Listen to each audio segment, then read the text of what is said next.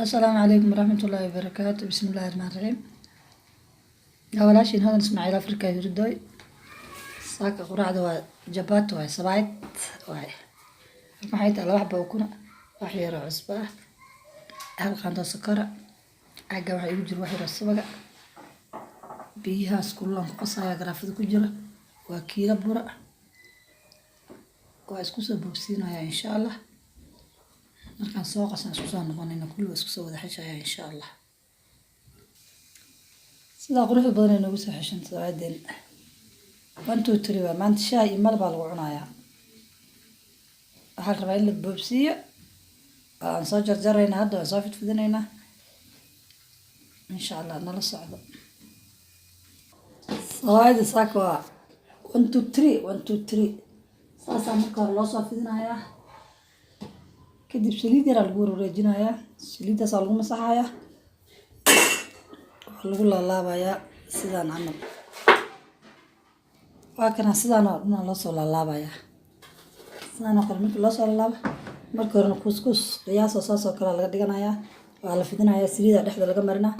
waa la isku laalaabaa sidaan oo kale laga sii dirayaa hadda birtaan u shidanayna insha Allah sawaadeen sida qoyska badan ugu soo baxday dhinaceeda kalena waa kaasa aan ka qaada sidan waan u soo fidiyay silsilek insha Allah saas aan ku soo wadayna la dhowr xabaan isla wadaagayna ما شاء الله سواعدين sidaas quruxda badan ay noogu soo baxday sidaas quruxda badan ay noogu soo baxday dhinac walba sidaas ay ka noqotay ما شاء الله shaahan baa lagu cabayaa yaalka qaar waxay rabaan jaamkaas ay marsanayaan malabka waa ka halka ku jira haye ninkan nin dheera darmustan ما شاء الله ha ku qadin Allah ha ku qadin kaasal shaaha noogu jira